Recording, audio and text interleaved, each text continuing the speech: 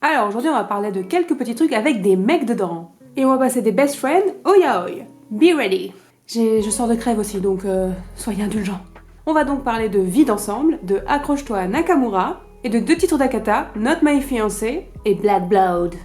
Le tout premier, Vie d'ensemble, c'est quelque chose un peu plus still life. Si tu cherches un truc un petit peu lent à lire, tranquille, avec pas mal d'espace dans les cases, et ben Vie d'ensemble c'est très bien. Le pitch de Vie d'ensemble c'est quoi? C'est 2 gars qui se sont connus quand ils étaient encore sur les bancs de l'école, qui se retrouvent une fois adultes, le courant passe bien, et du coup il y en a un qui propose à l'autre, ça te dit qu'on se mette en coloc. Et l'autre il dit ouais ok d'accord. Il y en a un qui est prof et l'autre il est fleuriste.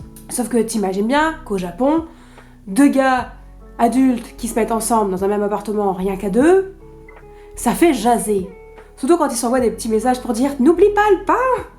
Alors qu'en fait, il y a vraiment rien entre eux. Donc au tout début, tu vas les suivre dans cette installation, dans leur nouvel appartement, comment ils vont se répartir les choses, comment ils vont s'entraider, de quoi ils vont parler, et comment ils sont aussi obligés de se justifier à chaque fois du fait de pas être ensemble. Parce qu'à chaque fois, les gens sont en mode « Ah, mais moi je pensais que vous étiez en couple, quoi !» Et oui, ils sont là genre « Non, ouais, tout le monde pense ça, mais non, c'est juste qu'on a décidé d'habiter ensemble. » Alors c'est un manga qui est de 2022. Pour l'instant, il y a 2 tomes en France et 5 au Japon. Donc je sais pas jusqu'où ils vont pouvoir aller avec juste cette histoire-là. Est-ce qu'il va y avoir quelque chose qui va arriver après, qui va un petit peu relever un peu le scénario? Parce que dans le premier tome, c'est assez cool. Tu découvres le propos sous-jacent du manga. Mais dans le deuxième, ça commence aussi un petit peu à s'essouffler.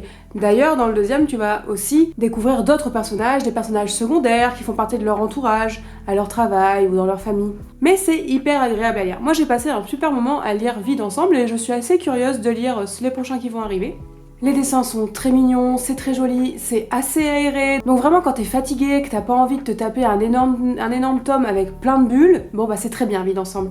Et comme on est beaucoup sur de la réflexion, sur de l'émotionnel, ça laisse un petit peu le temps de l'apprécier, d'y réfléchir. Alors attention, tu peux aussi te faire chier. Par exemple ma meuf l'a lu, elle s'est fait chier. Alors pour le deuxième, on arrive dans la catégorie yaoi. Alors j'ai lu beaucoup de yaoi depuis longtemps, et dernièrement j'essaie de trouver des trucs un peu moins... comment dire... Des trucs où il n'y a pas forcément du cul déjà, parce que ça me saoule, et avec un truc un peu bien écrit derrière. C'est pas forcément évident. Et si en plus on peut avoir du consentement et des choses pas trop creepy, c'est bingo. Donc le premier, Accroche-toi Nakamura. Alors pour l'instant il n'existe qu'un tome en France, je sais qu'il y en a un deuxième au Japon. J'ai jeté un coup d'œil au deuxième et il est pas terrible, donc on reste au premier, c'est bien. Considère ça comme un one shot.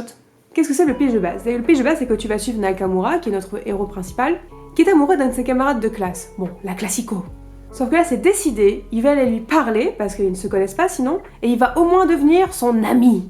Et donc, chaque chapitre, ça va être Nakamura, qui essaye de se lier d'amitié avec le petit blondinet sur lequel il a un crush, mais tout ça dans un style un peu vintage. Il est un peu années 90 du manga. Et même le scénario en lui-même est pas hyper délirant. Il est très classique.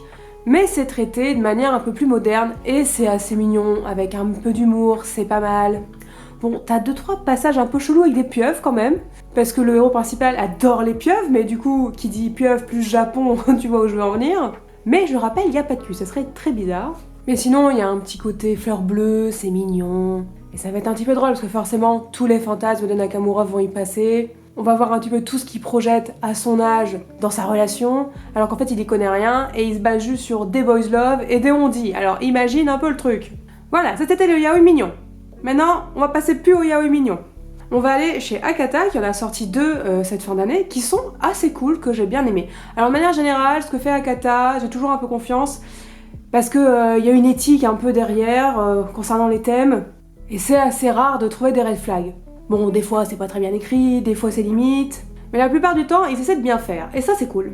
Parce que les yaoi red flag, j'en ai ma claque, hein, y a des trucs un peu toxiques, qui pourtant marchent bien, tu vois, je pense par exemple à Rihito Takarai. J'adore Rihito Takarai, qui a écrit notamment 7 Days, qui est très cute. Par contre, Ten Count, si on devait compter le nombre de red flags et de trucs complètement borderline, on n'aurait pas fini. Et donc pour commencer cette petite liste de petites douceurs à se mettre sous la dent, mais avec du cul, parce que là on arrive au truc où il y a du cul, j'ai absolument rien contre le cul, c'est juste que j'aimerais bien pouvoir lire des romances entre hommes, sans qu'à un moment forcément ils couchent ensemble. Je veux dire, dans les shoujo il y en a plein des romances, bah ils couchent pas forcément ensemble. Ou alors t'as pas les gros plans sur la tub. Voilà, non mais c'est bien, il y a un public pour ça, c'est bien, c'est juste que c'est que ça quoi. Donc je vous disais, on va aller voir Not My Fiancé. de Kazuki Minamoto. Très mignon. Quel est le pitch de base? Le personnage principal vient d'une famille, une grande famille au Japon, qui cherche donc à perpétuer son nom, sauf qu'il est gay, mais il le cache à sa famille.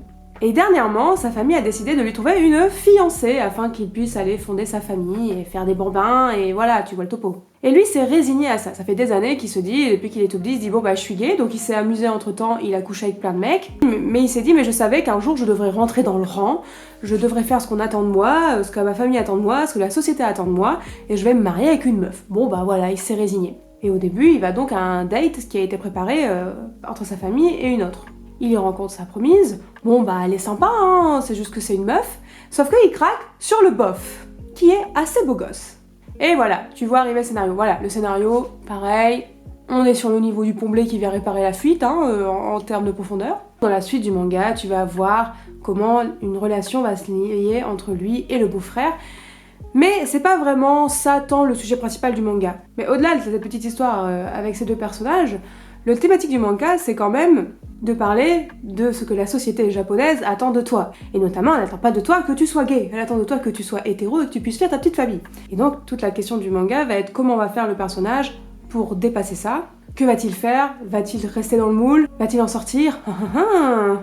Bon bah, s'il y a du cul, t'as un peu d'idée quoi. Et je te le conseille, c'est assez cute, c'est très bien écrit, les sujets sont plutôt bien abordés. C'est pas juste la romance pour la romance, tu vas avoir un sous-texte qui est assez intéressant dans ce manga, donc je te le conseille, Note ma fiancée, qui est un one-shot hyper agréable à lire. Et le dernier, alors celui-là, c'est mon petit coup de cœur, c'est mon petit coup de cœur du yaoi de ces dernières années, mais je l'ai pas vu venir, Black Blood. Maintenant on va parler de Black Blood, de Kuku Hayate. Celui-là il est de 2021, mais il est sorti cette fin d'année chez Akata. Et alors lui, c'est un peu comme si tu te mettais à jouer à Mass Effect, mais qu'il y avait que la drague de disponible. Celui-là, je l'avais pas du tout pris pour moi, c'est juste ma meuf qui l'avait ramené parce que c'était une nouveauté, donc j'ai dit allez, vas-y, bah je vais lire, on va voir. Sur le moment, j'ai trouvé ça cool, et après, c'est en y réfléchissant, les semaines d'après, en se remémorant certaines scènes qui nous ont fait bien rigoler, et je me suis dit bon bah, celui-là, il faut que je me le commande parce qu'en fait, finalement, il va finir dans ma bibliothèque. Il est assez cool. Alors déjà, les dessins sont assez mignons, et le scénario est original, parce que du coup, c'est un yaoi SF. Non parce que j'adore le still life, hein. C'est très sympa les petites romances adolescentes au milieu du lycée, mais j'aimerais bien que ça se diversifie un petit peu, j'aimerais bien qu'il y ait 2-3 trucs un peu plus épiques. De quoi par Black Blood? Tu vas y suivre un cyborg qui s'appelle un modèle Black Blood, qui arrive sur une planète qui est en train de se faire terraformer. Et donc là-bas, il y a juste un petit dôme avec plein de scientifiques en dessous qui sont en train d'étudier les plantes, tout ça, pour terraformer cette planète pour l'instant vierge de vie. Lui fait partie d'une ancienne unité d'élite qui avant allait au combat, hein, piou-piou.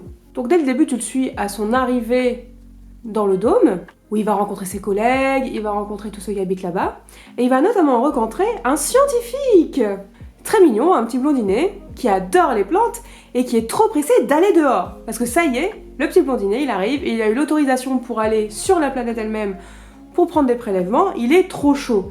Et donc forcément, qui est-ce qu'on voit avec lui? Eh bien, le nouveau arrivé. Et de là va se lier une amitié et va commencer une petite amourette entre deux. Pourquoi c'est bien Black Blood? Déjà, c'est mignon. Ensuite, zéro red flag. Que du consentement, pas du tout de pervers narcissique, tout va bien. Et ce qui est assez sympa aussi dans Black Blood, c'est l'humour, c'est assez marrant. Bah, forcément, le scientifique, du coup, il est amoureux d'un homme qui est presque totalement un robot. Parce que c'est un cyborg, donc à la base c'était un homme, mais on a tout remplacé. Il lui reste plus que son cerveau et son cœur. Et non, forcément, il va y avoir des petites blagues. Genre, par exemple, à un moment, lui, plutôt que de saigner du nez quand il commence à avoir des coups de chaud, et ben il commence à avoir des fuites d'huile. C'est super drôle, ça fait rigoler. Leur relation, elle est assez chouette. Puis il se passe des trucs. Il y a un moment, il y a des explosions. Il y a un moment, ils vont dehors, sur la planète. Wow! Bon, par contre, il y a du cul. Il y a du cul un petit peu partout. Mais même le cul, il est un petit peu drôle, quoi. Je peux pas te spoiler, mais tu verras si tu le lis. Donc voilà, contre toute attente, un petit coup de cœur sur Black Blood. Bon voilà, aujourd'hui c'était petit récap des dernières lectures bromance, yaoi, still life. Allez sur ce je te laisse, et la prochaine fois on la fait vraiment cette vidéo sur les séries courtes, promis. Et sinon je me mets au noragami, voilà, j'ai décidé de ne plus avoir d'argent dans ma vie. Allez je te laisse, des bisous!